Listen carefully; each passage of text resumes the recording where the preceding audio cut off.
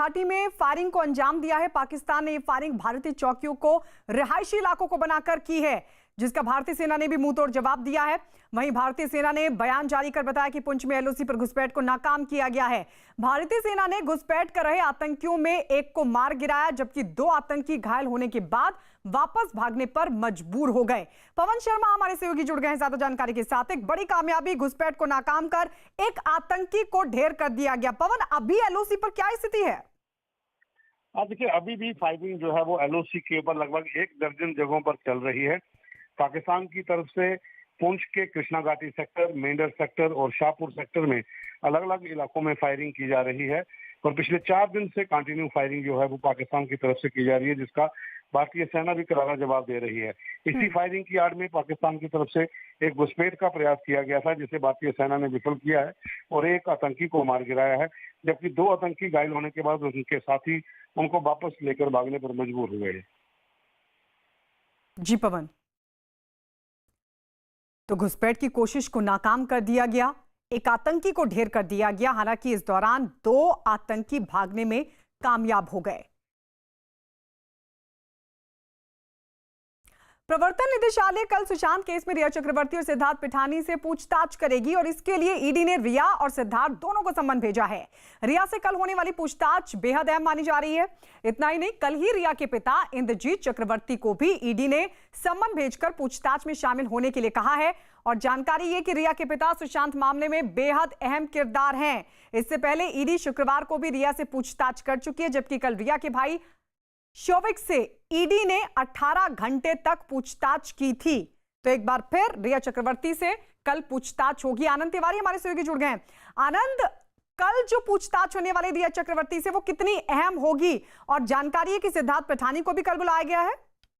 जी देखिए, बिल्कुल गायत्री, कल की जो पूछताछ है काफी अहम मानी जा रही है। ये दूसरे चरण की पूछताछ है जो रिया चक्रवर्ती से होगी, क्योंकि पहले चरण की पूछताछ में उन्होंने कुछ सवालों के जवाब ठीक से नहीं दिए थे और बरगलाने की कोशिश की थी।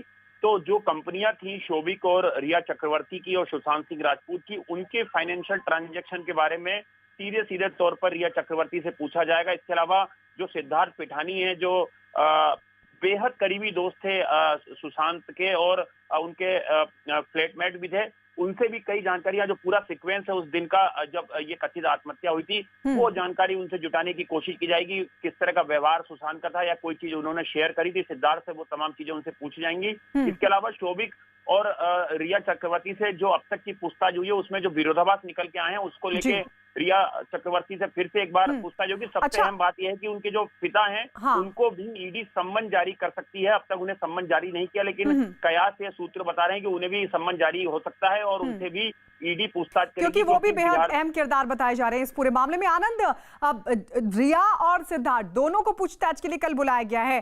क्या अलग अलग ये पूछताछ होगी या ऐसा भी संभव है, क्योंकि सिद्धार्थ पिठानी भी काफी कुछ जानते थे रिया के बारे में, दोनों की भी आमने सामने बिठाकर भी इस तरीके से पूछताछ हो सकती है?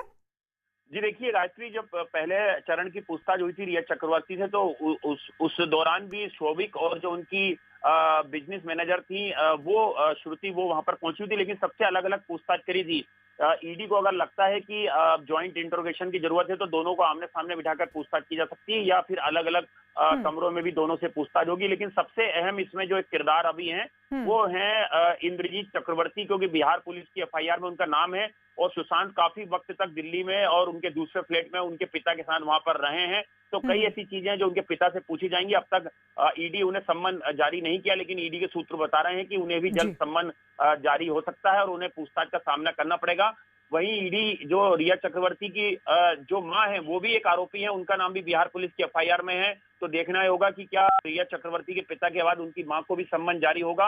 और एक अज्ञात शख्स जो है उसकी भी ईडी तफ्तीश करेगी। वो अज्ञात शख्स कौन है जिसका नाम बिहार पुलिस की एफआईआर में था। तो इन तमाम लोगों से ईडी पूछताछ होगी, लेकिन इस सब के बीच सबसे अहम कल होने वाली पूछताछ रिया चक्रवर्ती से, और जानकारी की सिद्धार्थ पिठानी को भी कल ही पूछताछ के लिए ईडी ने बुलाया है।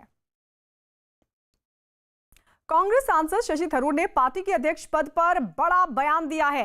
पीटीआई को दिए एक इंटरव्यू में शशि थरूर ने कहा है कि बिना पतवार मंझधार में फंसी कांग्रेस को जल्द से जल्द नया अध्यक्ष चुने जाने की कवायद शुरू कर देनी चाहिए। उन्होंने यह भी कहा कि सोनिया गांधी से अनिश्चितकाल के लिए अंतरिम अध्यक्ष का बोझ उठाने की उम्मीद करना सही नहीं है। यह बड़ा बयान कांग्रेस नेता शशि थरूर की तरफ से पार्टी को नए अध्यक्ष की जरूरत बताते हुए शशि थरूर ने कहा है कि अब जिस तरीके से अंतरिम अध्यक्ष का बोझ सोनिया गांधी उठा रही हैं, अब वो उम्मीद नहीं करनी।